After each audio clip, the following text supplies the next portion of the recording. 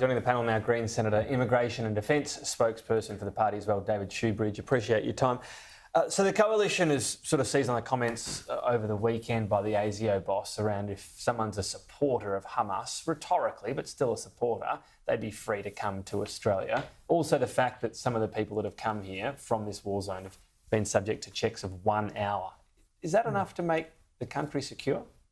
Well, I think if you look at what ASIO said, they said that of itself wouldn't exclude somebody, and they do a thorough security check. Now, I would trust ASIO to do security checks before I trust Peter Dutton to do security checks. ASIO have been doing these security checks now for decades. They've done security checks from people coming from Ukraine, from Syria and from Afghanistan. They know what they're doing. Peter Dutton doesn't. Well, Peter Dutton says that no one should be coming from there at the moment. I just went back after Simon Birmingham suggested it to me to relook at his words. We played the grab before. So he's saying at the moment. He's not saying indefinitely. He's saying they're coming here on visitor visas, which, let's face it, isn't... I mean, they're not here to see the Opera House, are they? So that was sort of a backdoor way of people being resettled here. And in that process, the checks weren't in place. Wouldn't it be better to have... I mean, they can't even get out at the moment, but once they do, them in a third country, a proper and longer examination, as was the case with the Syrian refugees, etc.? Well, my understanding is ASIO doing the same security checks. That's my understanding. Now, sometimes that they may be able to do that briefly and satisfy themselves rapidly. Sometimes it may take longer. That's a matter for ASIO, not for Peter Dutton. It is an extraordinary proposition that you close the door to people seeking asylum right at the moment they desperately need asylum. I can't imagine any other political leader going over and seeing an horrific conflict. And we would probably all debate about the whys and wherefores of that conflict, but no one would debate it's an horrific conflict with 2.5 million people in the most appalling circumstances you can imagine, thousands and thousands and thousands being killed. Who would go and see that and say, we're going to accept nobody? So no asylum seekers. Why do you think he said it? Pure politics. And I think it's nasty, nasty politics. He's dog whistling to a part of the electorate at a time when he should be showing leadership. I described his comments as despicable earlier, and I stand by that. We've seen a bit of back and forth between Nancy Pelosi and Paul Keating over his description of Taiwan as Chinese real estate. Just more generally, also last week we saw an announcement that there'll be a greater US presence, especially the top end of Australia. Do you think that there's been enough public debate both on AUKUS but also, I guess, a greater cooperation with America more generally? Yeah, I think we should be sitting down and looking at this with a really hard-headed approach to what's in Australia's national interests and not examining it or just having it as sort of shallow one-liner insults that are bouncing back and forth isn't the way of doing that. There should be a really hard-headed look at this from Australia's national interests. I mean, my conclusion looking at that is we do not serve our interests by inviting ourselves into a war between the United States and China. That does not serve our interests. And that's exactly what our defence establishment is doing. It's what both the Coalition and Labor are doing. They're literally trying to invite themselves into the next war. And that really explains AUKUS. It explains why they want nuclear submarines.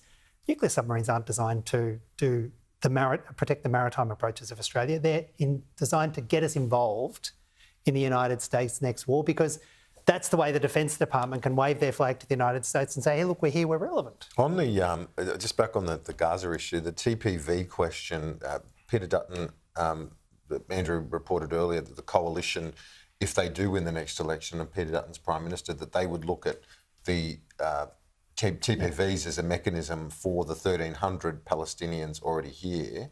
Is that something is that feasible, or has that been scrapped under law? How would that unfold? Well, it's my understanding he'd need to reverse a bunch of legislative changes that happened. So good luck getting that through the next Senate if you're Peter Dutton. I mean, no one should misunderestimate the capacity of Labor to roll over if pressure is applied, but there doesn't seem to be a rational legislative path for if there was a future coalition government after the next election. I think that's highly unlikely, but if there was, I don't see a legislative path. And even if he did do that, I can see there'd be a feast of litigation, an absolute feast of litigation. Because it would be retrospective for those that have already arrived. But either way, you say it's dog whistling, but do you recognise that a lot of the electorate would have security concerns, given it is a terrible situation? It's an enclave of 2.5 million, but it's one that's been run by a terrorist group.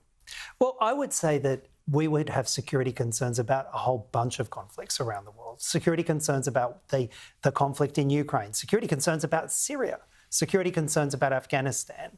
And in each of those conflicts, we have relied upon security agencies to do the security vetting.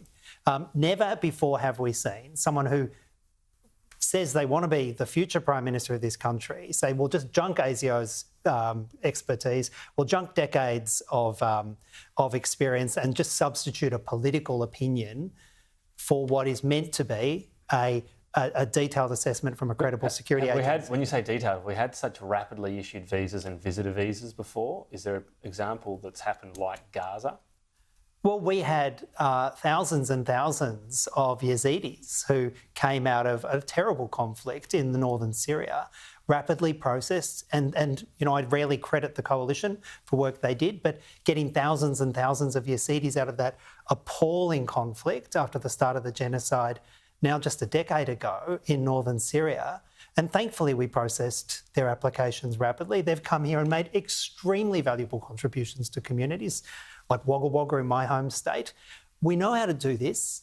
We can protect people who desperately need asylum. We can give them safe harbour, and we can protect our security interests. And it's never helped by someone who is, you know, purporting to be the next Prime Minister, junking security advice, dog whistling to the worst elements in some of his political support base, and saying we should substitute the opinion of Peter Dutton for that of ASIO. Your portfolio is defence and immigration. When it comes to a possible hung parliament, could you see anything in that space that could be used in negotiations with either side to give them confidence and supply?